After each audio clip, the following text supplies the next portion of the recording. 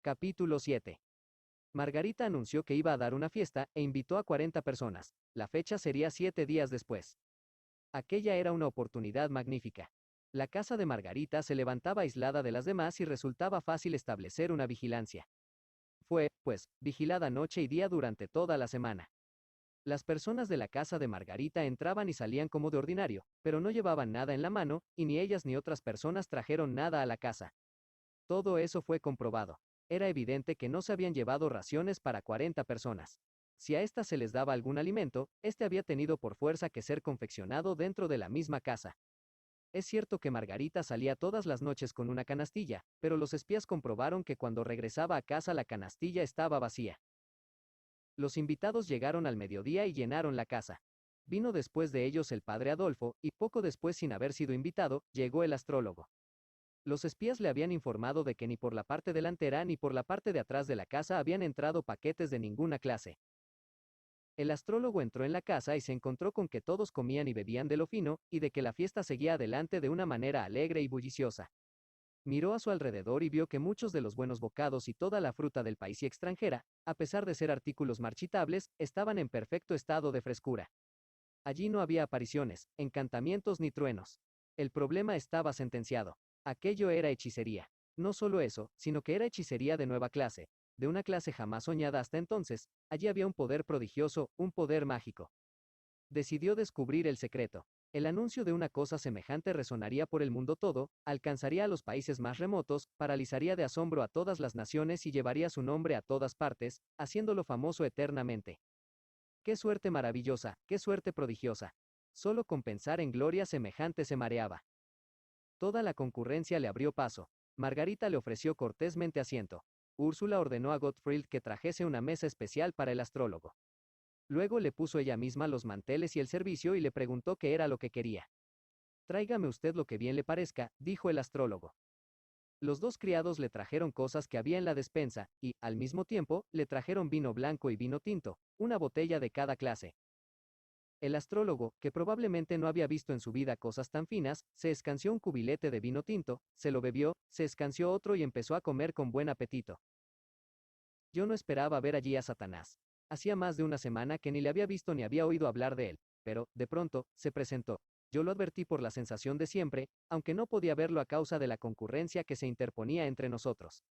Le oí excusarse por aquel estremecimiento. Ya iba a retirarse, pero Margarita le instó a que se quedase, y entonces Satanás le dio las gracias y se quedó.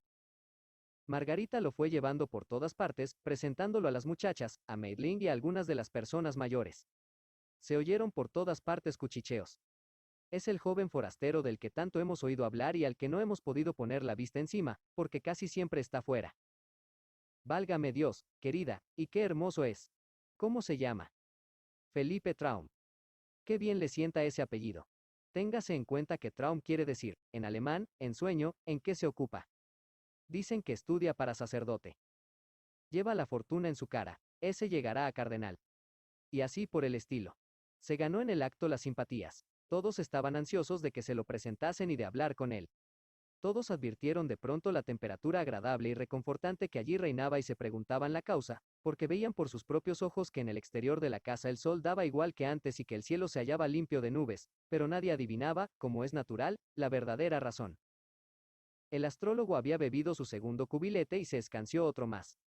Luego dejó la botella encima de la mesa y de una manera casual la volcó. Sujetó la botella antes que se hubiese vertido mucho líquido y la levantó para mirar al trasluz, diciendo, ¡qué lástima! Es un vino de reyes. Y de pronto, su cara se iluminó de alegría, o de sensación de triunfo, o de lo que fuese, y exclamó, rápido. Traed una gran fuente. Se le trajo una en que cabía un galón. Levantó la botella de 2 pintas y empezó a verter vino, y siguió vertiendo, mientras el rojo líquido caía glogloteando y saltando dentro de la blanca fuente, subiendo cada vez más de nivel por sus costados, mientras todo el mundo lo contemplaba con el aliento en suspenso, hasta que la fuente se llenó hasta los bordes. Fijaos en la botella, dijo manteniéndola en alto. Sigue estando llena. Yo miré a Satanás y en ese mismo instante desapareció. Entonces se puso en pie el padre Adolfo, sonrojado lleno de excitación, se santiguó y empezó a decir con su voz tonante. Esta casa está embrujada y maldita. La concurrencia empezó a gritar y a chillar, y a dirigirse en tropel hacia puerta. Y el padre Adolfo prosiguió. Yo conmino a esta casa. Pero su frase quedó cortada. Su cara se puso roja, luego amoratada, pero no pudo pronunciar ninguna otra palabra.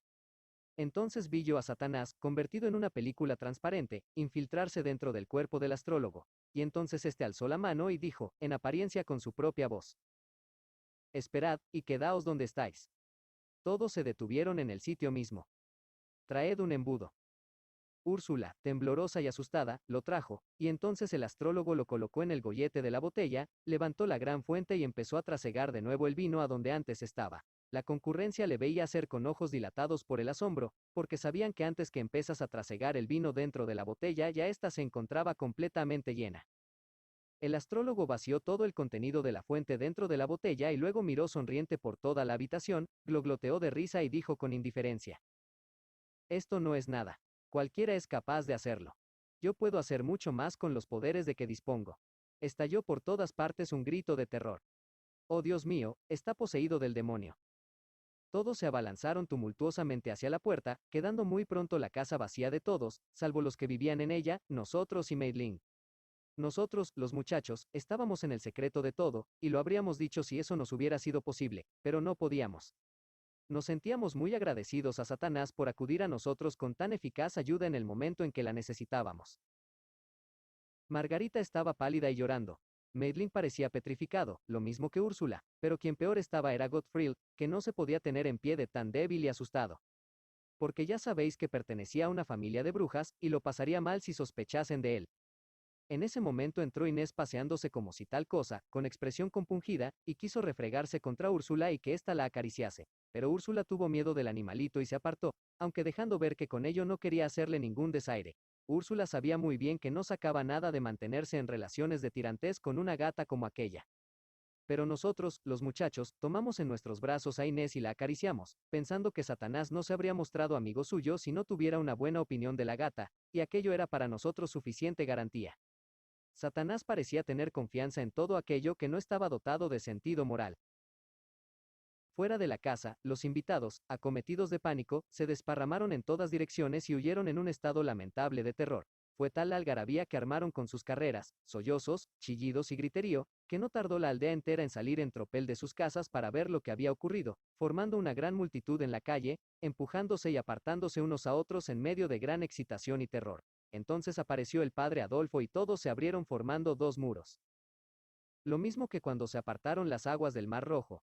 Luego avanzó el astrólogo por aquella calle abierta entre la gente, a grandes zancadas, y mascullando para sus adentros. Por donde él cruzaba las dos paredes de gente se echaban atrás en masas apretujadas, sumidas en un silencio de espanto y sus ojos lo contemplaban atónitos, mientras jadeaban sus pechos. Varias mujeres se desmayaron. Cuando el astrólogo hubo pasado, la multitud se juntó como un enjambre y le siguió a cierta distancia, hablando con mucha excitación, haciéndose preguntas y averiguando los hechos. Aquel averiguar de los hechos y contárselos después a los demás, introduciendo mejoras en los mismos, no tardó en agrandar la fuente de vino hasta convertirla en un barril, haciendo que todo su contenido cupiese en la botella, que después de todo terminó estando vacía. Cuando el astrólogo llegó a la plaza del mercado se fue derecho a donde estaba un prestidigitador fantásticamente ataviado, que mantenía constantemente en el aire 3 bolas. Se las quitó y se volvió hacia la muchedumbre que iba tras él y dijo: este pobre juglar no conoce su arte. Acercaos y ved de lo que es capaz un experto. Diciendo y haciendo, lanzó las bolas una después de otra y las mantuvo girando en un óvalo estrecho y brillante, y luego agregó otra bola, y otra, y muy pronto, sin que nadie viese de dónde las sacaba, fue agregando, agregando y agregando, y el óvalo se iba alargando constantemente, y sus manos se movían con tal rapidez que formaban como una trama o un borrón, y no se distinguían como tales manos. Las personas capaces de contar dijeron que hubo un momento en que había 100 bolas en el aire. El gran óvalo giratorio alcanzó la altura de 20 pies y llegó a formar un espectáculo brillante, centelleante y maravilloso. Luego se cruzó de brazos y ordenó a las bolas que siguiesen girando sin ayuda suya, y siguieron girando. Al cabo de un par de minutos, dijo: bueno, basta ya. Y el óvalo se rompió y se derrumbó con estrépito. Las bolas se desparramaron lejos y rodaron en todas direcciones. A donde iba una de aquellas bolas la gente retrocedía temerosa y nadie se atrevía a tocarla. Aquello hizo reír al astrólogo, que se burló de la gente, llamándolos cobardes y mujerucas. Luego se dio media vuelta y vio en el aire la cuerda del equilibrista. Entonces dijo que las gentes idiotas se gastaban todos los días el dinero para ver de qué manera un patán ignorante y torpón degradaba aquel arte magnífico. Ahora verían trabajar a un maestro. Dicho y hecho, dio un salto en el aire y se posó muy firme sobre sus pies en la cuerda tirante. Luego la cruzó de parte a parte en viaje de ida y vuelta saltando sobre un pie, mientras se tapaba los ojos con las manos. A continuación empezó a dar saltos mortales hacia atrás y hacia adelante, llegando a dar 27. La gente murmuraba, porque el astrólogo era un hombre viejo y hasta entonces siempre había sido tardo en movimientos y en ocasiones incluso había estado inválido, pero ahora mostraba completa agilidad y realizaba sus habilidades con la mayor animación. Por último, saltó con agilidad al suelo, se alejó y avanzó carretera adelante, dobló la esquina y desapareció. Entonces aquella gran multitud, pálida, silenciosa y sólida, dejó escapar un profundo jadeo y todos se miraron a la cara los unos a los otros, como si dijesen, ha sido cosa real.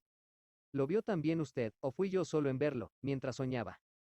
Rompieron luego a conversar en cuchicheos, se dividieron en parejas y se dirigieron hacia sus casas, conversando todavía sin volver del susto, juntando mucho las caras, apoyando el uno la mano en el hombro del otro, y gesticulando como acostumbra la gente cuando alguna cosa les ha producido una impresión profunda. Nosotros los muchachos marchamos detrás de nuestros padres, escuchando y enterándonos de todo lo que decían y lográbamos oír, y cuando, ya en nuestra casa ellos se sentaron y continuaron su conversación, seguíamos nosotros acompañándolos.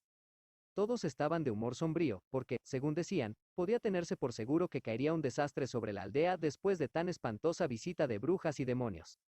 Entonces mi padre se acordó de que el padre Adolfo se había quedado mudo en el momento en que quiso lanzar su acusación, y dijo: no se atrevieron a poner sus manos hasta ahora en un ungido servidor de Dios y no me explico cómo en ese momento tuvieron tal audacia, porque él llevaba encima su crucifijo. ¿No es cierto? Sí, dijeron los demás, nosotros lo vimos. Amigos, esto es una cosa seria, muy seria. Hasta ahora contábamos con una protección, y esta ha fallado. Los demás movieron las cabezas, como acometidos de escalofríos, y mascullaron estas palabras: ha fallado. Dios nos abandona. Es cierto, dijo el padre de Seppi Wollmayer, ya no tenemos dónde buscar socorro. La gente se dará cuenta de eso y la desesperación los privará de su valor y de sus energías, dijo el padre de Nicolás, el juez. Sin duda alguna que hemos caído en tiempos malos. Dejó escapar un suspiro, y Wollmayer dijo con voz turbada: correrá por todo el país la noticia y nuestra aldea se verá esquivada por todos como si estuviésemos sometidos al desagrado de Dios. El siervo de oro va a conocer tiempos duros. Exacto, convecino, dijo mi padre, todos nosotros sufriremos las consecuencias, todos en cuanto a nuestra reputación y muchos en nuestra riqueza. Y, santo Dios, ¿qué iba usted a decir? Que eso puede llegar a acabar con nosotros. ¿Qué es lo que puede llegar a acabar con nosotros? Un God's Willen. La excomunión. Aquello sonó lo mismo que un trueno y pareció que fueran a desmayarse de espanto. Pero el miedo a semejante calamidad despertó sus energías. Cesaron de mostrarse meditabundos y comenzaron a discutir las maneras de evitar esa desgracia. Hubo muchas y distintas opiniones y permanecieron hablando hasta muy adelantada la tarde. Entonces reconocieron que por el momento no podían tomar ninguna decisión. Se separaron, pues, muy pesarosos y con los corazones oprimidos rebosantes de presagios de desgracia. Mientras ellos pronunciaban sus frases de despedida, yo me escabullí fuera y me dirigí hacia la casa de Margarita para ver lo que allí ocurría. Tropecé por la calle con mucha gente, pero nadie me saludó. Aquello hubiera debido sorprenderme, pero no me sorprendió. Se hallaban en un estado tal de desvarío, producido por el temor y el espanto, que yo creo que sus cerebros no razonaban bien. Estaban pálidos y huraños, caminaban, como sonámbulos, con los ojos abiertos, pero sin ver nada, moviendo los labios, pero sin pronunciar una palabra, y apretando y aflojando, muy preocupados las manos, sin darse cuenta de lo que hacían. En casa de Margarita aquello parecía un funeral. Ella y Guillermo estaban sentados juntos en el sofá, pero nada decían y ni siquiera se agarraban de las manos. Ambos estaban sumidos en lóbregas meditaciones, y los ojos de Margarita estaban rojos de lo mucho que había llorado. Y dijo: yo le he suplicado que se marche y que no vuelva más, porque solo así salvará la vida. Yo no puedo tolerar la idea de ser su asesina.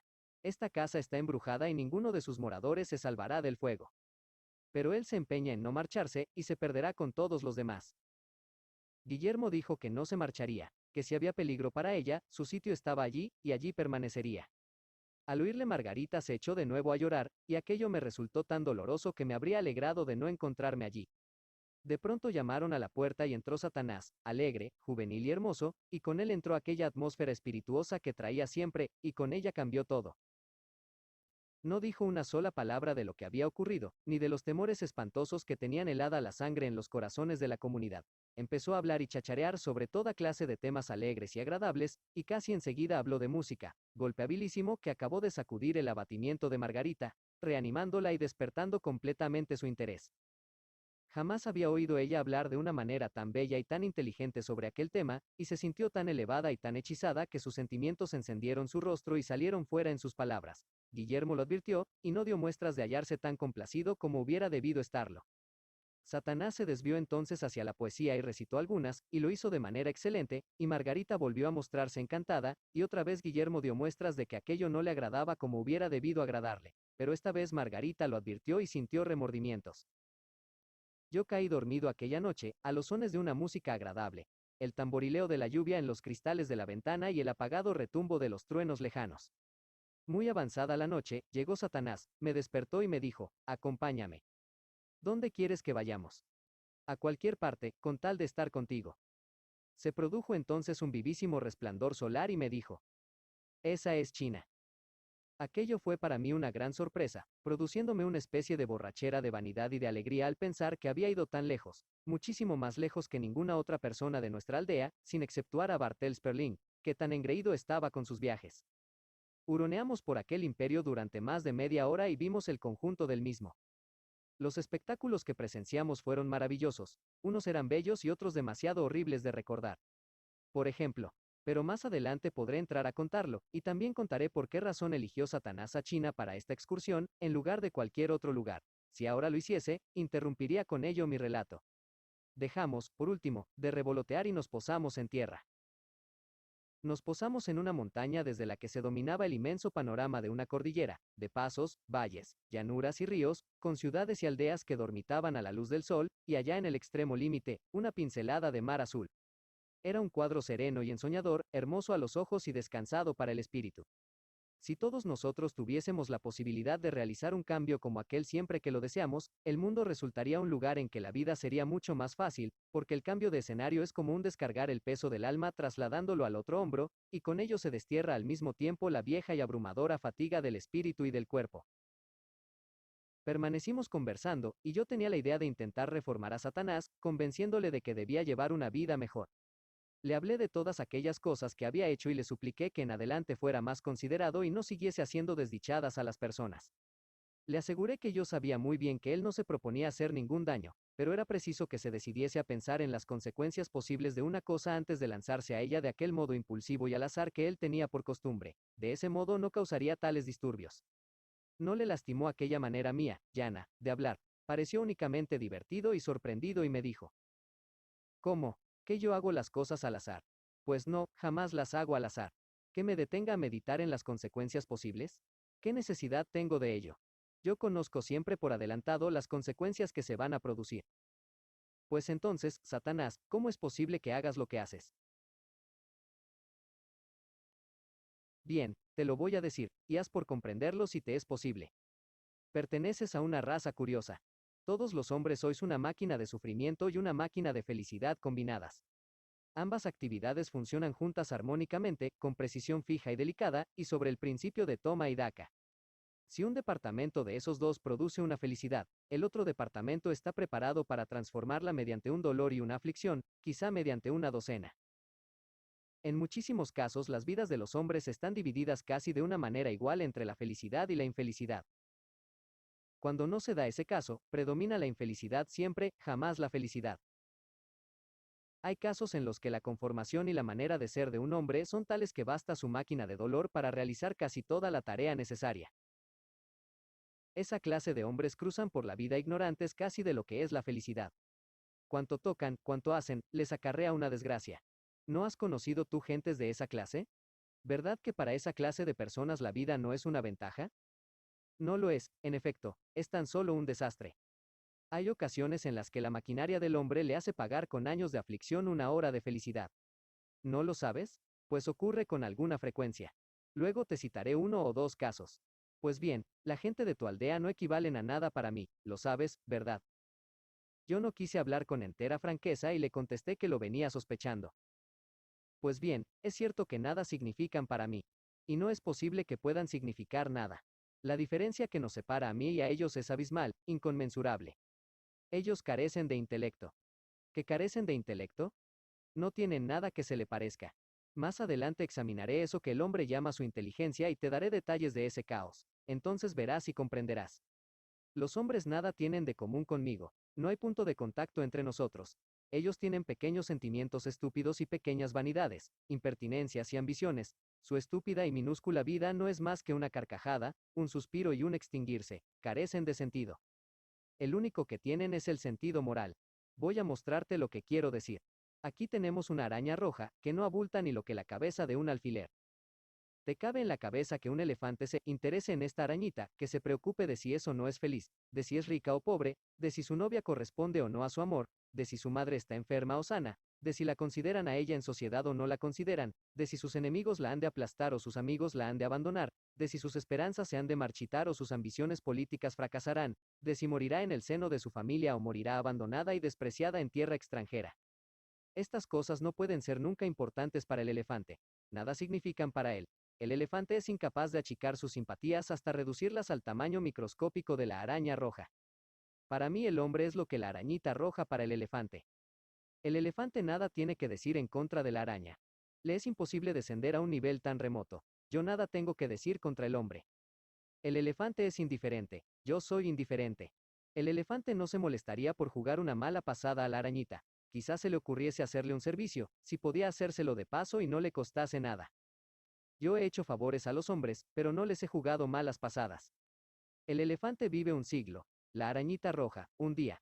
Uno de esos seres está separado del otro, en cuestión de fuerza, intelecto y dignidad, por una distancia simplemente astronómica. Pues bien, en estas, como en todas las cualidades, el hombre se encuentra situado inconmensurablemente mucho más abajo de mí que lo que la araña roja lo está por debajo del elefante. La inteligencia del hombre junta muchas trivialidades, en retazos, de una manera torpe, cansada y laboriosa, y obtiene así un resultado, a su manera. La inteligencia mía crea. ¿Te das cuenta de la fuerza de lo que digo? Crea lo que ella desea, y lo crea en un instante. Crea sin materia. Crea fluidos, sólidos, colores, todo absolutamente, sacándolo de ese aéreo nada que se llama pensamiento. Un hombre se representa un hilo de seda, se representa en la imaginación una máquina para fabricarlo, se representa un cuadro, y luego a fuerza de semanas de trabajo lo borda con el hilo sobre un lienzo. Yo me imagino todo eso, y en el acto lo tienes delante, hecho realidad. Yo pienso un poema, una música, el conjunto de una partida de ajedrez, cualquier cosa, y allí la tienes hecha realidad. Esto es la inteligencia inmortal, a cuyo alcance nada se escapa. Nada puede obstruir mi visión. Para mí, las rocas son transparentes y la oscuridad es luz del día. Yo no necesito abrir un libro. De una sola ojeada, a través de las tapas, traslado todo su contenido a mi inteligencia, y ni aun pasados 1000 años podría olvidar una sola palabra de aquellas ni el lugar que ocupaba en el volumen. Nada circula dentro del cráneo de un hombre, pájaro, pez, insecto o cualquier otro animal que pueda quedar oculto para mí. Yo taladro de una sola ojeada el cerebro del hombre docto, y los tesoros que él tardó 60 años en acumular son instantáneamente míos. Él puede olvidar, y olvida, en efecto, pero yo retengo. Ahora mismo estoy viendo en tus pensamientos que me comprendes bastante bien. Sigamos adelante. Pudieran las circunstancias caer de manera que el elefante tomase simpatía a la arañita, suponiendo que pudiera verla, pero nunca podría amarla. Su amor es para los de su misma especie, para sus iguales. El amor de un ángel es sublime, adorable, divino, superior a la imaginación del hombre, está infinitamente fuera de su alcance. Se halla limitado a su propio y augusto orden. Si ese amor se poseis por un solo instante en uno de vuestra raza, reduciría ese objeto de su amor a cenizas. No, nosotros no podemos amar a los hombres, pero sí podemos ser inofensivamente indiferentes con ellos, y en ocasiones podemos tomarles simpatía. Yo la tengo para ti y para los muchachos, la tengo para el padre Pedro, y hago todas estas cosas con los aldeanos en consideración a vosotros. Él advirtió que yo estaba pensando un sarcasmo, y me explicó su posición. Aunque, mirado superficialmente, no se vea, yo he trabajado en favor de los aldeanos. Vuestra raza no distingue nunca la buena de la mala fortuna. Equivoca siempre la una con la otra. Y eso ocurre porque no penetra en el porvenir. Esto que yo he estado haciendo por los aldeanos producirá buenos frutos algún día, en ciertos casos, para que los gocen ellos mismos, en otros, para generaciones de hombres que no han nacido todavía. Nadie sabrá jamás que yo he sido la causa, pero eso, no obstante, no será por ello menos cierto. Hay entre vosotros, los muchachos, un juego. Colocáis una hilera de ladrillos en pie, a unas pulgadas de distancia los unos de los otros. Luego empujáis un ladrillo. Este golpea al siguiente, el siguiente golpea al otro, y así hasta que toda la hilera se ha venido al suelo. Eso es la vida humana. El primer acto de un niño recién nacido golpea en el ladrillo inicial, y los restantes siguen cayendo de modo inexorable. Quiero decir que nada podrá cambiarlo, porque cada acción engendra infaliblemente otra acción. Esta, a su vez, engendra a otra, y así sucesivamente hasta el final, y quien contempla el espectáculo es capaz de mirar por la línea adelante y de ver el momento en que cada acto va a nacer, desde la cuna hasta el sepulcro. ¿Es Dios quien ordena esa carrera? ¿Ordenar previamente la sucesión de actos? No, quienes los ordenan son las circunstancias y el medio en que un hombre se encuentra. Su primer acto determina el segundo y todos los que vienen después. Pero supongamos, para poder argumentar, que el hombre fuera capaz de escamotear uno de estos actos, un acto aparentemente fútil, por ejemplo. Supongamos que estaba dispuesto que en cierto día, y a una hora, minuto, segundo y fracción de segundo determinados debería ir al pozo y no fuese. En el acto mismo la carrera de ese hombre cambiaría por completo de allí en adelante. Desde allí hasta la tumba se diferenciaría totalmente de la carrera que su primer acto de niño había dispuesto para él. Pudiera incluso ocurrir que si él hubiese ido al pozo, terminase la carrera de su vida en un trono, y que omitiendo ese acto, su carrera, desde allí en adelante, condujese a la mendicidad y a una tumba de caridad. Por ejemplo, si un momento dado, pongamos en su niñez, Colón hubiese escamoteado el más insignificante eslaboncito de cadena de actos proyectados y hechos inevitables por su primer acto de recién nacido, habría con ello cambiado toda su vida subsiguiente y habría llegado a ser un sacerdote muerto oscuramente en una aldea de Italia, y quizá América no habría sido descubierta hasta 2 siglos después. Yo lo sé, el escamotear uno de los billones de actos de la cadena de Colón habría cambiado por completo su vida. Yo he examinado el billón de posibles vidas de Colón y solo en una de ellas se presenta el descubrimiento de América. Vosotros los hombres no sospecháis que todos vuestros actos son de un mismo calibre e importancia, y, sin embargo, es así. El tirar un manotón a una mosca es un acto tan preñado de destino para una persona como cualquiera de los demás actos previstos. Tan importante, por ejemplo, como el conquistar un continente. Sí, pues bien, nadie entre los hombres escamotea un eslabón. Eso es una cosa que no ha ocurrido jamás. Incluso cuando él está intentando tomar una decisión sobre si hará o no hará una cosa, ese pensar suyo es en sí mismo un eslabón, un acto que tiene su lugar propio dentro de la cadena, y cuando él se decide, finalmente por una cosa, esa cosa es la que había de hacer con absoluta seguridad. Ya ves, pues, que un hombre no escamotea jamás un eslabón de su cadena. No puede hacerlo. Si se decidiese a intentarlo, ese proyecto constituiría en sí mismo un eslabón inevitable, un pensamiento que tenía que ocurrírsele en ese instante preciso, un pensamiento hecho inevitable por el acto primero de su niñez. Qué triste parecía todo aquello. Yo dije muy pesaroso. Entonces es un preso para toda su vida y no puede liberarse. No, por sí mismo no puede liberarse de las consecuencias del primer acto de su niñez. Pero yo sí puedo liberarlo. Le miré ansiosamente. Yo he variado las carreras de cierto número de vuestros aldeanos. Intenté darle las gracias, pero lo encontré difícil, y lo dejé pasar. Todavía introduciré algunos otros cambios. ¿Conoces tú a la pequeña Lisa Brandt? Sí, todo el mundo la conoce. Dice mi madre que es una muchacha tan dulce y tan atrayente, que no se parece a ninguna otra. Asegura que será el orgullo de la aldea cuando sea mayor, aunque, tal como es ahora, es ya su ídolo. Yo cambiaré su porvenir. ¿Lo harás mejor?, pregunté. Sí, y también cambiaré el porvenir de Nicolás. Esta vez me alegré y dije, en este último caso no necesito preguntarte nada. Estoy seguro de que obrarás con él de una manera generosa. Ese es mi propósito. En el acto me puse a construir en mi imaginación el gran porvenir de Nicolásito, y ya había hecho de mi amigo un general afamado y un hofmeister en la corte, cuando vi que Satanás estaba esperando a que yo me dispusiese otra vez a escucharle. Me sentí avergonzado de haber descubierto ante él mis pobres fantasías, y me disponía a escuchar algunas burlas, pero no ocurrió así. Satanás siguió con su tema. Nicolásito tiene señalados 62 años de vida. Magnífico, exclamé yo. Lisa, 36. Pero, como te he dicho, yo voy a cambiar sus vidas y los años que tienen asignados. De aquí a 2 minutos y cuarto, Nicolás se despertará de su sueño y se encontrará con que la lluvia está entrando por la ventana. El destino suyo era que se daría media vuelta y seguiría durmiendo. Pero yo he determinado que se levante y cierre antes la ventana. Esa insignificancia cambiará por completo su carrera. Se levantará por la mañana 2 minutos más tarde de lo que estaba señalado en la carrera de su vida se levantaría. Y de allí en adelante ya no le ocurrirá nada de acuerdo con los detalles de la vieja cadena, sacó su reloj y permaneció contemplándolo unos momentos. Luego dijo, Nicolás se ha levantado a cerrar la ventana. Su vida ha cambiado, y ha empezado su nueva carrera. Habrá consecuencias. Aquello me puso la carne de gallina, porque parecía muy extraño. De no haber sido por este cambio, habrían ocurrido determinados hechos de aquí a 12 días. Por ejemplo, Nicolás habría salvado a Lisa de ahogarse. Habría llegado al lugar del suceso en el momento justo, a las 10:04, momento señalado de largo tiempo atrás, y el agua sería poco profunda, de modo que el salvamento resultaría fácil y seguro. Pero ahora llegará algunos segundos demasiado tarde, y Lisa en sus forcejeos habrá llegado a aguas más profundas. Nicolás hará cuanto pueda, pero ambos se ahogarán. Oh Satanás, querido Satanás.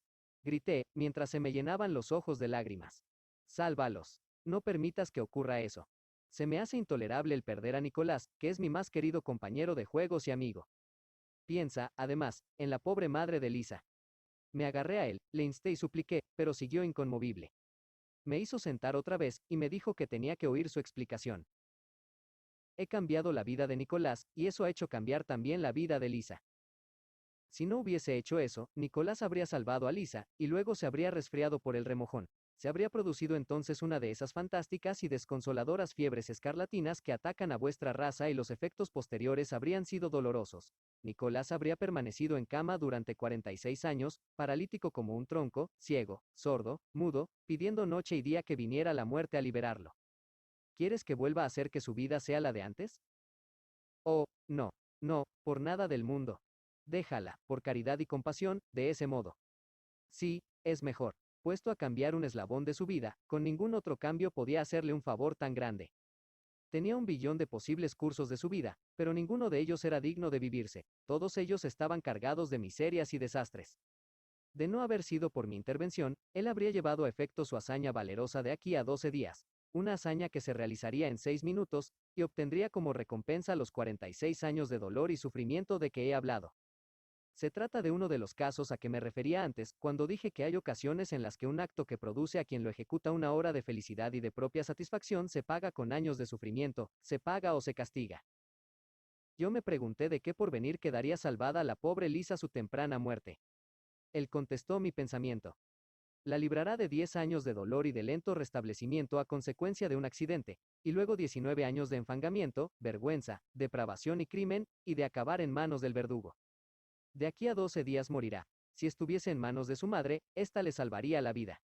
¿No soy yo más cariñoso con ella que su madre? Sí, desde luego, y más sabio. Pronto se verá el caso del padre Pedro. Será absuelto, porque hay pruebas incontrovertibles de su inocencia. ¿Cómo puede ser eso, Satanás? ¿Lo dices como lo sientes? Lo sé, recobrará su buen nombre y vivirá feliz el resto de su vida. No me cuesta nada creerlo. Bastará el que recobre su buen nombre para que lo sea. No vendrá de ahí su felicidad. Hoy cambiaré su vida para bien suyo. No sabrá jamás que su nombre ha sido reivindicado. En mi cerebro, y de una manera modesta, pedí detalles, pero Satanás no hizo caso alguno de mi pensamiento.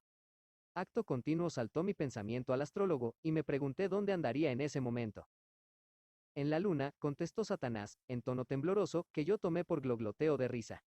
Y además lo mandé al lado frío de la misma. Ignora dónde se encuentra, y está pasando un rato poco agradable. Sin embargo, no le viene mal, porque es lugar favorable para sus estudios estelares. Luego lo necesitaré aquí, y lo traeré, posesionándome otra vez de él. Es un hombre que tiene por delante una vida larga, cruel y odiosa, pero yo la cambiaré, porque ninguna animadversión siento en contra suya, y quiero mostrarme cariñoso con él. Creo que lo haré quemar. Así eran de extrañas sus ideas acerca del cariño. Pero los ángeles están hechos de ese modo, y no conocen otro mejor. Ellos no proceden como nosotros. Además, los seres humanos ninguna importancia tienen para estos, los toman como simples rarezas. A mí me extrañó que hubiese ido a llevar al astrólogo tan lejos. Hubiera podido del mismo modo dejarlo caer dentro de Alemania, donde lo tendría a mano. ¿Tan lejos? Dijo Satanás. Para mí no hay lugar alejado, para mí no existe la distancia. El Sol se encuentra a menos de 100 millones de millas de aquí, y la luz que nos alumbra solo ha tardado 8 minutos en llegar. Pero yo puedo hacer ese vuelo o cualquier otro en una fracción de tiempo tan pequeñísima, que no puede ser medida con el reloj. Solo tengo que pensar en el viaje, y con ello ya está realizado. Extendí mi mano y dije. La luz cae sobre mi mano. Satanás piensa en poner en ella un vaso de vino. Así lo hizo, yo bebí el vino. Rompe el vaso, me dijo él. Lo rompí. Ya ves que es real. Los aldeanos se imaginaron que las bolas de metal eran materia de magia y que se disolverían como el humo. Les dio miedo tocarlas. ¿Qué raza más curiosa es la vuestra? Pero ven conmigo, tengo algo que hacer. Te dejaré acostado en tu cama, dicho y hecho. Luego se marchó, pero su voz me llegó a través de la lluvia y de la oscuridad, diciendo, sí, cuéntaselo a Seppi, pero a nadie más. Era contestación a lo que yo estaba pensando. Capítulo 8. El sueño no quería acudir. No porque yo estuviese orgulloso de mis viajes, ni me sintiese excitado por haber recorrido el extenso mundo hasta la China, ni porque sintiese menosprecio de Bartel Sperling, el viajero, como se llamaba a sí mismo, mirándonos de arriba abajo, porque él marchó en cierta ocasión a Viena, y era el único muchacho de Seldorf que había hecho ese viaje y había visto las maravillas del mundo. En otro momento eso me habría mantenido despierto, pero ahora no me producía efecto alguno. No, mi alma estaba llena de Nicolás. Mis pensamientos giraban únicamente a su alrededor, acordándome de los días alegres que habíamos pasado juntos retozando y jugando por los bosques, los campos y el río durante los largos días veraniegos, y patinando o esquiando durante el invierno, cuando nuestros padres nos creían en la escuela. Y ahora él salía de mi joven vida, y los veranos y los inviernos llegarían y pasarían, y nosotros seguiríamos vagabundeando y jugando como antes, pero su lugar permanecería vacío. Ya no lo veríamos nunca más. Mañana, él no sospecharía nada, sería el mismo de siempre. El oír su risa sería para mí un duro golpe, y el verlo hacer cosas ligeras y frívolas, porque para mí él era ya un cadáver, de manos de cera y ojos sin vida, y yo lo estaría viendo con la cara enmarcada en su mortaja. Al siguiente día él no sospecharía nada, ni al otro, y en todo ese tiempo aquel puñado de días que le quedaba pasaría rápidamente, y el terrible suceso se iría acercando y acercando. Su destino se iría cerrando cada vez más a su alrededor. Y nadie sino Seppi y yo lo sabríamos. 12 días. Solo 12 días. Era terrible pensar semejante cosa. Me fijé en que ya no lo llamaba en mi pensamiento con los diminutivos familiares, Nick y Nicolásito, sino que lo llamaba de una manera reverente con su nombre y apellido, como cuando se habla de los muertos. De la misma manera, siempre que acudían en tropel a mi pensamiento desde el pasado los recuerdos de los incidentes de nuestra camaradería, me fijaba en que, por lo general, se trataba de casos en que yo le había causado algún daño o alguna lastimadura. Esos recuerdos constituían para mí una reprimenda y una censura. Mi corazón sentíase retorcido por el remordimiento, lo mismo que nos ocurre cuando nos acordamos de las desatenciones tenidas con amigos que pasaron al otro lado del velo, y que nosotros desearíamos volver a tener a nuestro lado. Aunque solo fuese por un instante, para arrodillarnos ante ellos y decirles, compadeceos y perdonad. En cierta ocasión, teniendo nosotros 9 años, marchó él a hacer un encargo en casa del frutero, que distaba de allí casi 2 millas. El frutero le dio de regalo una manzana grande y magnífica, y Nicolás venía corriendo a casa con su manzana, casi fuera de sí de asombro y placer. Yo me tropecé con él, y me dejó ver la manzana, sin ocurrírsele pensar en una mala acción, porque me escapé con ella, y me la fui comiendo a medida que corría, mientras él me seguía pidiéndomela. Cuando me alcanzó, yo le ofrecí corazón de la manzana, que era todo lo que había quedado, y me eché a reír. Él se alejó llorando, y me dijo que su intención era dársela a su hermanita. Esas palabras me dejaron apabullado, porque la niña estaba convaleciendo de una enfermedad. Nicolás habría pasado unos momentos de orgullosa satisfacción contemplando el júbilo y la sorpresa de la niña, y recibiendo sus caricias. Pero yo sentí vergüenza de decir que estaba avergonzado. Me limité a pronunciar algunas frases rudas y ruines, simulando que aquello no me importaba, y él no contestó con palabra, pero en su rostro se pintó una expresión dolorida al alejarse su casa. Esa expresión dolorida se me representaba a mí muchas veces años después durante la noche, y era como una censura que me hacía sentirme nuevamente abochornado. Ese recuerdo fue quedándose borroso en mi memoria poco a poco, y por fin desapareció, pero ahora volvió de nuevo, y no volvió borroso. En otra ocasión, cuando teníamos 11 años, estando yo en la escuela volqué la tinta y estropeé 4 cuadernos, corriendo peligro de un severo castigo. Le cargué a él la culpa, y él se llevó los azotes. Hacía un año nada más que yo le había hecho una trampa en una transacción, dándole un gran anzuelo de pescar, que estaba medio roto, a cambio de 3 anzuelos pequeños. El primer pez que picó rompió el anzuelo, pero Nicolás no supo que yo tenía la culpa, y se negó a aceptar la devolución de los 3 anzuelos pequeños, que mi conciencia me obligó a ofrecerle, limitándose a decir, un negocio es un negocio, el anzuelo era malo, pero tú no tenías la culpa. No, yo no podía dormir. Aquellas pequeñas acciones ruines eran para mí una censura y una tortura, que me producían un dolor mucho más agudo que el que se siente cuando los actos injustos se han cometido con personas que están con vida. Nicolás vivía, pero eso no importaba, porque para mí era ya como un difunto. El viento seguía gimiendo alrededor de los aleros del tejado. La lluvia seguía tamborileando en los cristales de la ventana. Por la mañana me fui en busca de Seppi y se lo conté. Fue cerca del río. Movió los labios, pero no dijo nada. Parecía aturdido y como entontecido, y su cara se puso muy pálida. Permaneció en esa actitud algunos momentos. Las lágrimas acudían a sus ojos, y entonces echó a andar, y yo me agarré a su brazo y fuimos caminando meditabundos, pero sin hablar. Cruzamos el puente y paseamos por los prados, subiendo hasta las colinas y los bosques, hasta que recobramos el uso de la palabra, y nuestra conversación brotó libremente. Solo hablamos de Nicolás, recordando la vida que habíamos llevado en su compañía. De cuando en cuando decía Seppi, como hablando consigo mismo. 12 días. Menos de 12 días. Nos dijimos que era preciso que pasásemos todo ese tiempo junto a él. Necesitábamos tener todo cuanto de su persona nos era posible. Los días eran ahora de gran valor. Pero no fuimos en busca suya. Aquello habría sido como ir al encuentro de los muertos, y eso nos asustaba. No lo dijimos, pero ese era el sentir nuestro. Por eso, cuando al doblar un recodo nos encontrarnos cara a cara con Nicolás, experimentamos un golpe doloroso. Él nos gritó alegremente, ejeje. ¿Qué ocurre? ¿Es que habéis visto un fantasma?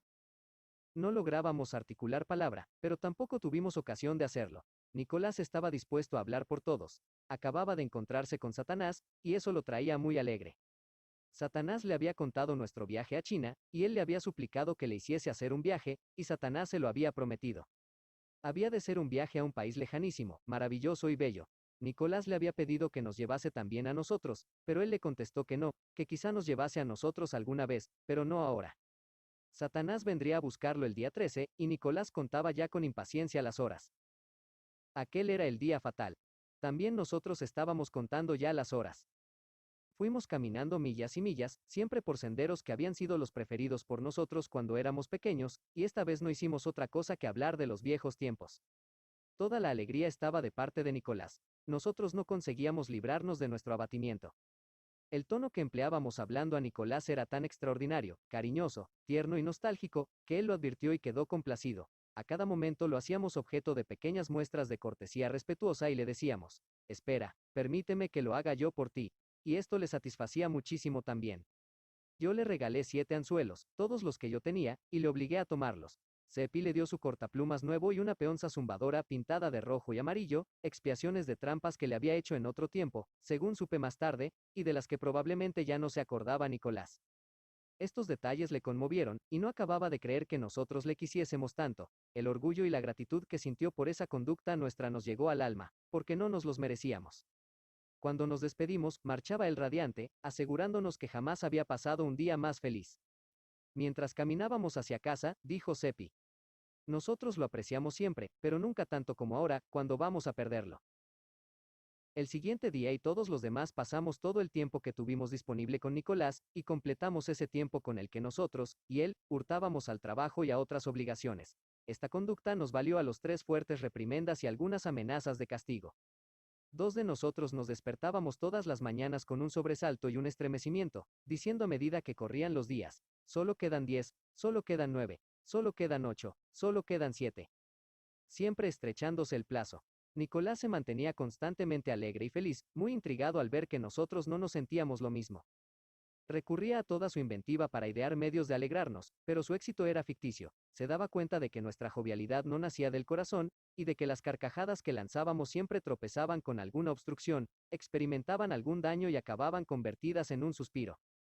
Intentó descubrir la causa, diciendo que quería ayudarnos a salir de nuestras dificultades o hacerlas más llevaderas compartiéndolas con nosotros. Tuvimos, pues, que contarle infinidad de mentiras para engañarlo y apaciguarlo. Lo que más nos angustiaba de todo era el que no cesaba de hacer proyectos, y que esos proyectos iban a veces más allá del día 13. Siempre que ocurría eso, nosotros suspirábamos allá en nuestro interior. Él no pensaba otra cosa que en descubrir algún modo para dominar nuestro abatimiento y reanimarnos. Finalmente, cuando ya solo le quedaban 3 días de vida, dio con la idea acertada, y esto le produjo gran júbilo. La idea consistía en celebrar una fiesta, y baile de muchachos y muchachas en los bosques, en el lugar mismo en que encontramos por vez primera a Satanás, y la fiesta se celebraría el día 14. Aquello era espantoso, porque en ese día habían de celebrarse sus funerales. No podíamos arriesgarnos a protestar. Nuestras protestas solo habrían arrancado un «¿por qué?», al que nosotros no podíamos contestar. Quiso que le ayudásemos a invitar a sus obsequiados, y lo hicimos, porque nada se puede negar a un amigo moribundo. Pero aquello fue espantoso, porque a lo que estábamos invitando era a sus funerales. ¡Qué 11 días terribles! Sin embargo, con toda una vida interponiéndose hacia atrás entre el día de hoy y aquel entonces, esos días resultan todavía gratos a mi memoria y hermosos. Efectivamente, fueron días de compañerismo con los muertos sagrados para uno, y yo no he conocido otra camaradería tan íntima y tan valiosa. Nos aferrábamos a las horas y a los minutos, recontándolos a medida que pasaban, y despidiéndonos de ellos con el mismo dolor y sensación de despojo que siente un avaro al ver que le arrancan su tesoro moneda a los ladrones y él ni puede impedirlo. Cuando llegó la noche del último día estuvimos ausentes de nuestras casas demasiado tiempo. Seppi y yo tuvimos la culpa. No podíamos hacernos a la idea de separarnos de Nicolás. Fue, pues, muy tarde cuando nos despedimos junto a su puerta. Permanecimos allí un rato escuchando, y ocurrió lo que temíamos. Su padre le aplicó el castigo prometido, y nosotros oímos los gritos del muchacho. Pero solo escuchamos un momento, porque salimos corriendo, llenos de remordimiento por aquello de que nosotros éramos culpables. Lo lamentábamos, además, por el padre, y pensábamos, si él supiera, si él supiera. Nicolás no se reunió por la mañana con nosotros en el lugar señalado, y por eso fuimos a su casa para ver qué ocurría. Su madre dijo: a su padre se le ha agotado la paciencia con las cosas que ocurren, y ya no está dispuesto a tolerar más. La mitad del tiempo no se encuentra a Nicolás en el momento en que se le necesita. Luego resulta que él ha estado merodeando por ahí con vosotros dos. Su padre le dio esta noche una tanda de azotes. Siempre me había producido esto gran pesar, y muchas veces yo lo había salvado de los azotes a fuerza de suplicar al padre, pero esta vez mis súplicas fueron inútiles, porque también a mí se me había agotado la paciencia. Ojalá que esta vez, precisamente, le hubiese librado de los azotes. Dije yo, temblándome un poco la voz, quizá ese recuerdo sirviese de consuelo a vuestro corazón algún día. La madre estaba planchando mientras hablaba, vuelta de espaldas hacia mí. ¿Qué quieres decir con eso? Me pilló de sorpresa, y no supe qué decirle. Fue un momento embarazoso, porque la madre siguió mirándome, pero Seppi estaba alerta, y habló de este modo. Veréis, no cabe duda que sería más grato el recordar eso, porque precisamente la razón de que llegásemos tan tarde fue que Nicolás se puso a contarnos lo buena que es usted con él, y que cuando usted se haya presente lo salva siempre de los azotes. Nicolás hablaba tan de corazón, y nosotros le escuchábamos tan llenos de interés, que ni él ni nosotros nos fijamos en que se hacía tarde. ¿Dijo él eso? ¿Lo dijo? La madre se llevó el delantal a los ojos. Pregúnteselo usted a Teodoro, ya verá cómo le dice lo mismo. Mi Nicolásito es un muchacho bueno y encantador, dijo la madre. Me pesa haber dejado que su padre le azotase, nunca más lo consentiré. Y pensar que mientras yo estaba aquí, irritada y furiosa contra él, mi Nicolásito estaba amándome y elogiándome. Válgame Dios, si una hubiera podido saberlo. Si supiésemos las cosas, jamás cometeríamos errores, pero solo somos unos pobres animalitos mudos que tanteamos a nuestro alrededor y cometemos toda clase de errores. Nunca recordaré la noche pasada sin que me duela el corazón. Aquella mujer era como todas las demás. Durante aquellos días lastimosos, nos parecía que nadie era capaz de abrir la boca sin que dijese algo que nos hacía estremecer. Todos tanteaban a su alrededor, y desconocían lo verdadero, lo dolorosamente verdadero de aquellas cosas que decían de casualidad. Seppi preguntó si podría Nicolás salir con nosotros. Lo siento, contestó ella, pero no puede. Su padre, para castigarle más, le ha prohibido salir de casa en todo el día. Qué magnífica esperanza se apoderó de nosotros. Lo advertí en los ojos de Seppi. Pensábamos, si no le dejan salir de casa, no podrá ahogarse. Seppi preguntó para cerciorarse del todo. ¿Tendrá que estar aquí todo el día, o solo por la mañana? Todo el día. Es un dolor, porque el tiempo es magnífico, y Nicolás no está acostumbrado a permanecer encerrado en casa. Pero anda muy atareado con los preparativos de la fiesta que ha de dar, y quizá eso le distraiga. Ojalá que no se sienta demasiado solo. Seppi vio en su mirada que sus palabras eran una expresión de lo que ella sentía, y eso le animó a preguntarle si no podríamos subir a donde estaba Nicolás para ayudarle así a pasar el día. Con muchísimo gusto, exclamó la madre con gran cordialidad. A eso le llamo yo verdadera amistad, pudiendo como podríais salir a los campos y pasar un día delicioso. Sois buenos muchachos, lo reconozco, aunque no siempre encontráis modo satisfactorio de demostrarlo. Tomad estos pasteles, para vosotros, y dadle este a él, de parte de su madre. La primera cosa en que nos fijamos al entrar en el cuarto de Nicolás fue la hora. Eran las 10 menos cuarto. ¿Era posible que fuese exacta esa hora? Solo le quedaban unos pocos minutos de vida. Sentí que se me contraía el corazón. Nicolás dio un salto y nos acogió con la mayor alegría. Se hallaba muy animado con sus proyectos para la fiesta y no había sentido la soledad. Sentaos, dijo, y mirad lo que estuve haciendo. He terminado una cometa, que, como vais a ver, es una hermosura. La tengo secando en la cocina, voy por ella. Nuestro amigo había gastado sus pequeños ahorros en chucherías caprichosas de varias clases para ofrecerlas de premio en los juegos. Las tenía expuestas sobre la mesa y producían un efecto encantador y vistoso. Nos dijo: examinad todo eso a vuestro gusto mientras voy a que mi madre planche la cometa, por si no es aún bastante seca. Salió de la habitación y bajó ruidosamente escaleras abajo, silbando al mismo tiempo. Nosotros no nos entretuvimos mirando aquello, nada lograba interesarnos fuera del reloj. Permanecimos en silencio con los ojos clavados en él, escuchando su tic-tac. Cada vez que el minutero avanzaba un saltito, nosotros asentíamos con la cabeza, como queriendo decir que ya quedaba un minuto menos que cubrir en la carrera entre la vida y la muerte. Finalmente, Seppi respiró profundamente y dijo: faltan 2 minutos para las 10. Dentro de 7 minutos más habrá salvado el punto mortal. Teodoro, ya verás cómo se salva. Nicolás va a... Chitón, yo estoy como sobre alfileres. Fíjate en el reloj y no hables. 5 minutos más. La tensión y la nerviosidad nos hacían jadear. Otros 3 minutos, y se oyeron pasos en la escalera. Salvado. Nos pusimos en pie de un salto, y nos volvimos de cara a la puerta. Quien entró fue la anciana madre trayendo la cometa. Y nos dijo: ¿verdad que es una hermosura? Válgame Dios, ¿y cómo ha trabajado en ella? Creo que desde que amaneció. Solo la terminó momentos antes que vosotros llegaseis. La madre se apoyó en la pared, después de retroceder para mirarla en conjunto. Él mismo dibujó las figuras, y yo creo que están muy bien hechas. La que no está muy bien es la iglesia, no tengo más remedio que reconocerlo, pero fijaos en el puente, cualquiera lo reconocerá al instante. Me pidió que os la subiese, válgame Dios. Son ya las 17 minutos, y yo. ¿Pero dónde está Nicolás? Él, vendrá enseguida, salió un instante nada más. ¿Qué ha salido de casa? Sí, cuando bajó antes acababa de entrar la madre de la pequeña Lisa, y nos dijo que la niña se había marchado no sabía ella dónde, y como estaba intranquila, yo le dije a Nicolás que no se preocupase de la orden de su padre y que fuese a buscarla. Pero qué pálidos os habéis puesto los dos. Yo creo que estáis enfermos. Sentaos, os traeré alguna cosilla. Parece que el pastel no os ha sentado bien. Es un poco pesado, pero yo creí. La mujer salió de la habitación sin terminar la frase, y nosotros nos precipitamos hacia la ventana de la parte posterior y miramos hacia el río. Al otro extremo del puente se había reunido una gran multitud, y de todas partes corría la gente hacia allí. Todo ha terminado, pobre Nicolás. ¿Pero por qué? ¿Por qué le dejaría a su madre salir de casa?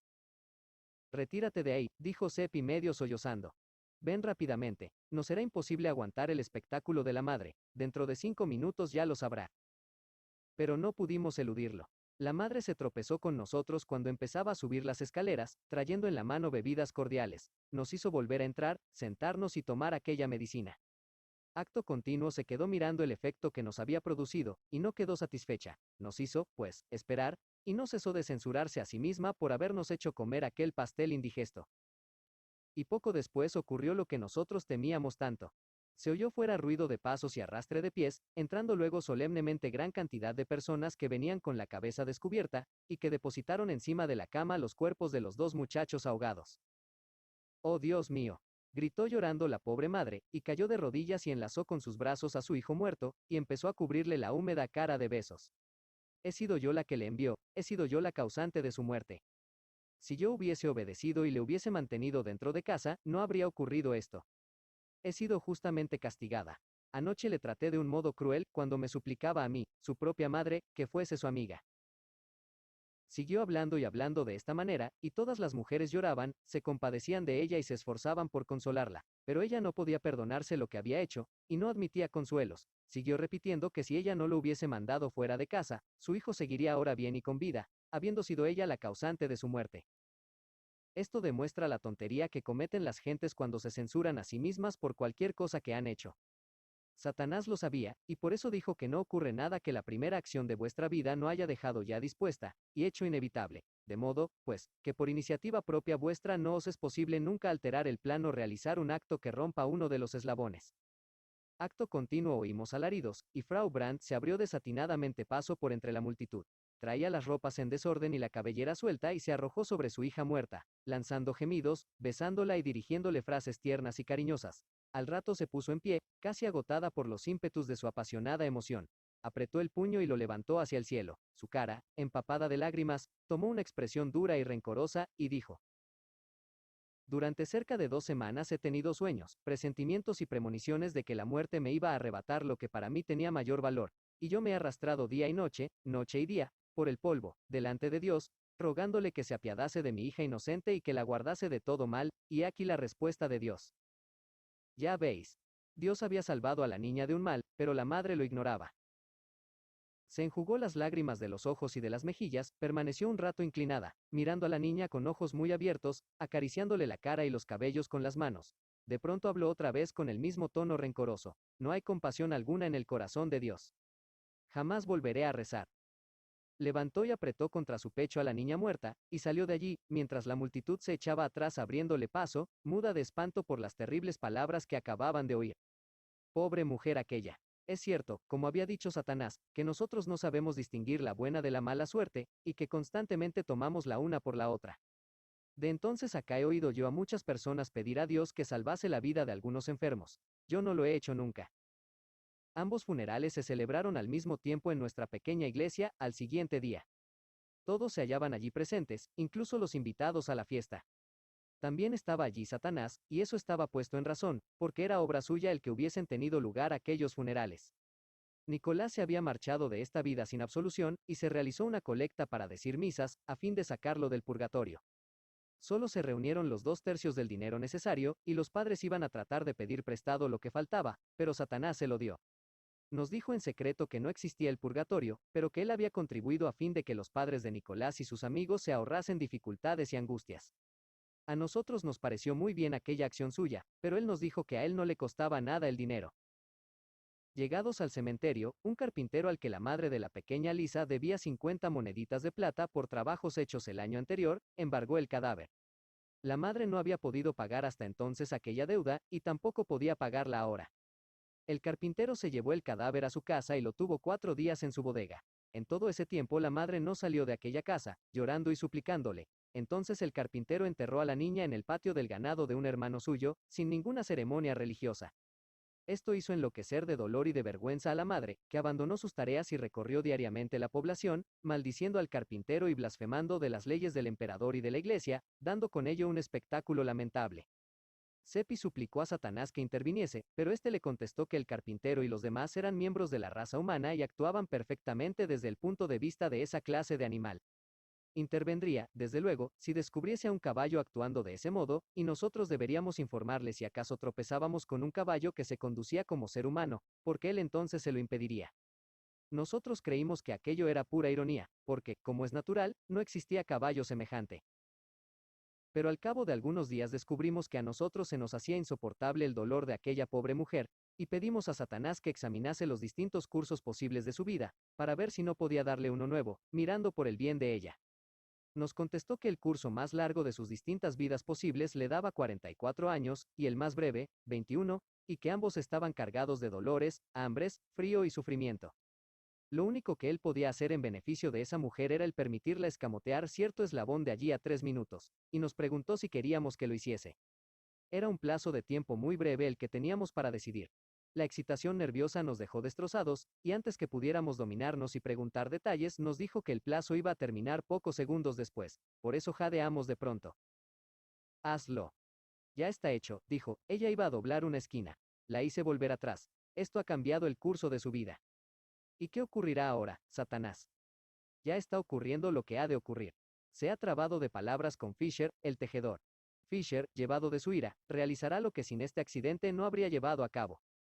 Ese hombre se hallaba presente cuando la mujer se quedó contemplando el cadáver de su hija y pronunció aquellas blasfemias. ¿Y qué hará? Lo está haciendo ya. La está denunciando. De aquí a 3 días esa mujer será quemada en el poste. Nos quedamos sin habla. El horror nos dejó helados, porque si nosotros no nos hubiésemos entremetido en la carrera de su vida, se habría ahorrado aquel destino espantoso. Satanás vio nuestros pensamientos, y dijo: lo que estáis pensando es estrictamente humano, es decir, un desatino. La mujer sale ganando con esto. En cualquier momento que ella hubiese muerto, habría ido al cielo. Gracias a esta muerte tan próxima gana 29 años de cielo más de lo que le estaba destinado, y se ahorra 29 años de miserias aquí abajo.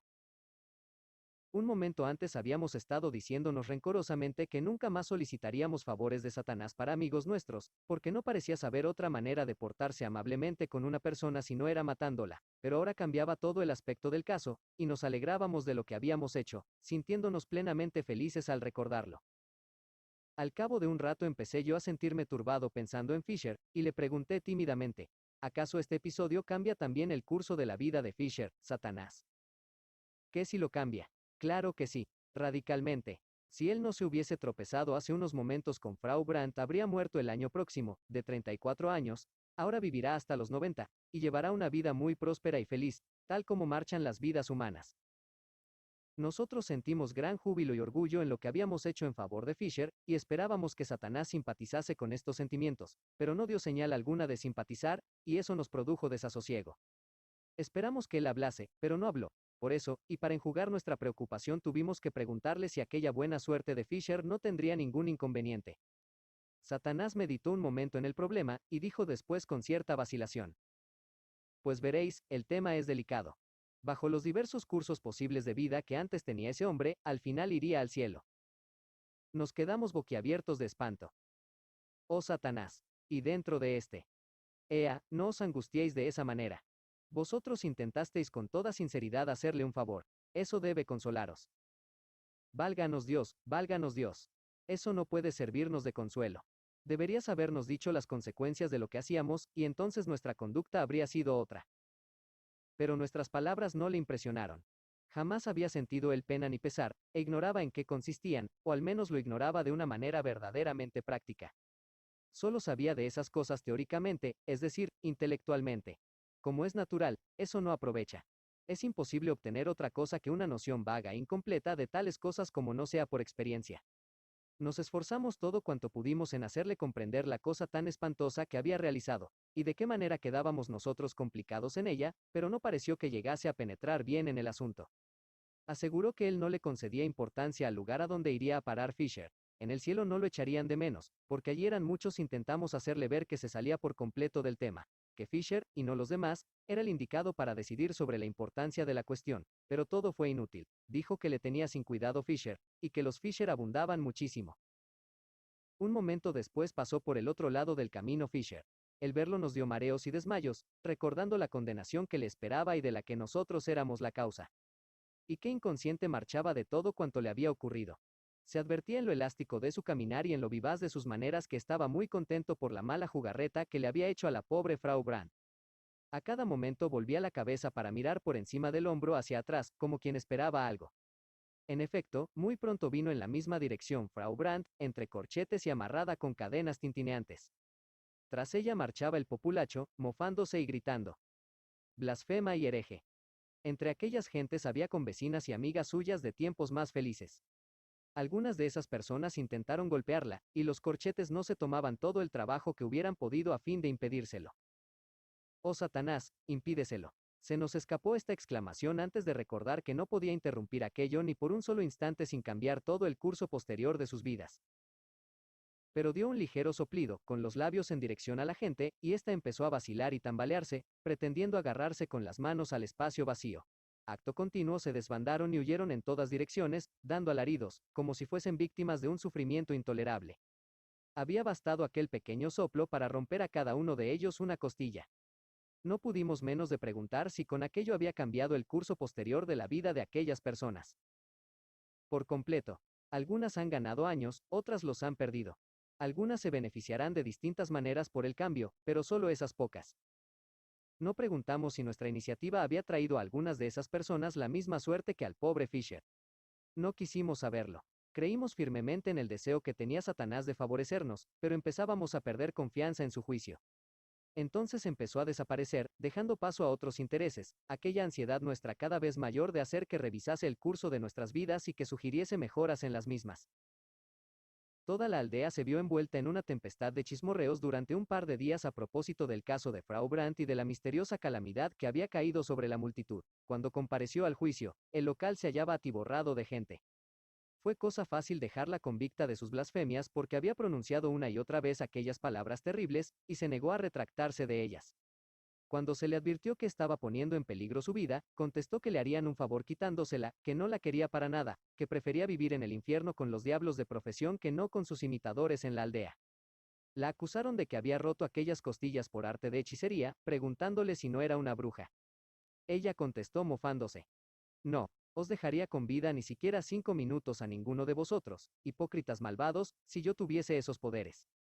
No, os dejaría muertos a todos en el acto. Pronunciad vuestra sentencia y dejadme morir. Estoy cansada de vivir con vosotros. La declararon, pues, culpable, fue excomulgada y apartada de los júbilos celestiales y condenada a las hogueras del infierno. Acto continuo la vistieron con una túnica burda y la entregaron al brazo secular, conduciéndola a la plaza del mercado. La campana doblaba mientras tanto solemnemente ha muerto. La vimos encadenada al poste, y vimos también alzarse en el aire tranquilo la primera neblina de humo azul. Entonces la expresión del rostro de aquella mujer se suavizó, miró a la muchedumbre que se apretujaba delante de ella, y dijo cariñosamente: hubo un tiempo en que jugamos juntos, en aquellos días lejanos en los que éramos unas criaturas inocentes. En recuerdo de aquellos días, yo os perdono. Entonces nos alejamos, y no vimos cómo la consumía el fuego, pero escuchamos sus alaridos, a pesar de que nos tapamos las orejas con los dedos. Cuando dejaron de oírse los alaridos, aquella mujer estaba ya en el cielo, a pesar de la excomunión. Y nosotros nos alegrábamos de su muerte, y ningún pesar sentíamos de haber sido los causantes de la misma. Cierto día, poco después de aquello, se nos apareció de nuevo Satanás. Nosotros vivíamos en un constante acecho del mismo, porque cuando lo teníamos a nuestro lado no era la vida jamás una balsa de agua estancada. Se nos presentó en aquel lugar del bosque donde nos lo tropezamos por vez primera. Como éramos muchachos, deseábamos divertirnos, le suplicamos que nos hiciese alguna exhibición. Perfectamente, dijo, ¿os agradaría contemplar una historia del progreso de la raza humana? ¿Del desarrollo de ese producto suyo que se llama civilización? Le contestamos afirmativamente. Le bastó un pensamiento para convertir aquel lugar en el jardín del Edén, y vimos a Abel orando junto a su altar. Acto continuo apareció caminando hacia donde Abel estaba, su hermano Caín, armado con su garrota. No pareció habernos visto, y me habría pisado en un pie si yo no lo hubiese retirado hacia adentro. Habló a su hermano en un lenguaje que nosotros no entendimos. Poco a poco se fue poniendo violento y amenazador, y nosotros nos dimos cuenta de lo que iba a pasar, y miramos un momento hacia otro lado, pero oímos el chasquido de los golpes y alaridos y lamentos. Luego se produjo el silencio, y contemplamos a Abel caído en medio de su propia sangre y dando las últimas boqueadas. Caín en pie a su lado, lo contemplaba, vengativo y sin muestras de arrepentimiento. Se desvaneció aquella visión, y siguió a la misma una larga serie de guerras, asesinatos y degollinas conocidas para nosotros.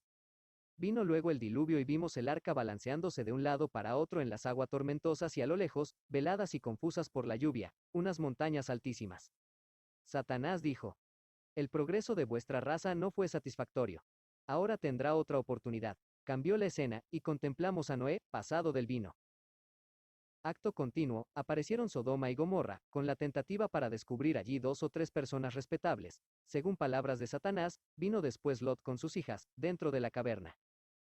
Vinieron después las guerras hebraicas, y vimos cómo los vencedores degollaban a los supervivientes y al ganado propiedad de los mismos, salvando a las muchachas jóvenes, que luego se repartían entre ellos. Vino después Jezabel. La vimos, deslizarse dentro de la tienda y atravesar con un clavo de parte a parte las sienes de su huésped dormido. Nos hallábamos tan cerca que cuando saltó la sangre, formó un pequeño arroyuelo rojo a nuestros pies, y si hubiésemos querido habríamos podido manchar en él nuestras manos.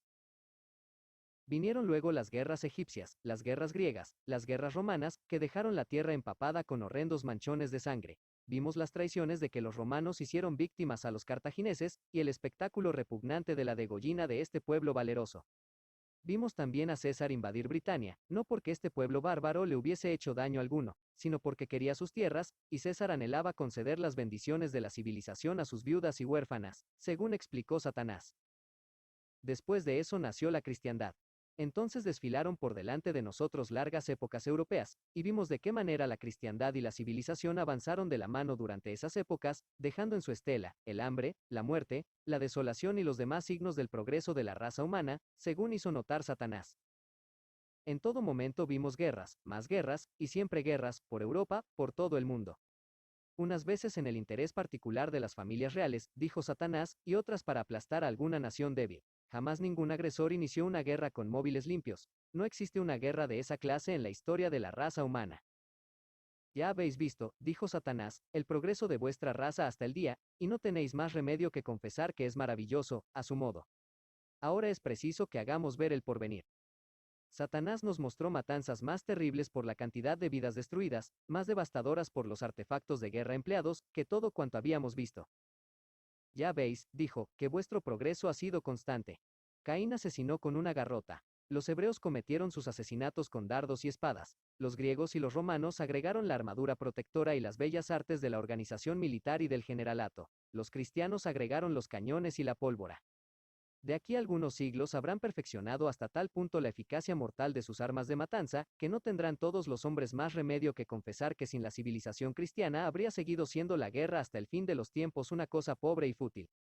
Después de esas palabras rompió a reír de la manera más despreocupada, mofándose de la raza humana, a pesar de que sabía que todo lo que había estado diciendo nos avergonzaba y nos lastimaba. Nadie, como no fuese un ángel, habría podido obrar de semejante manera, pero el sufrimiento no significaba nada para ellos. Ignoran lo que es, como no lo sepan de oídas.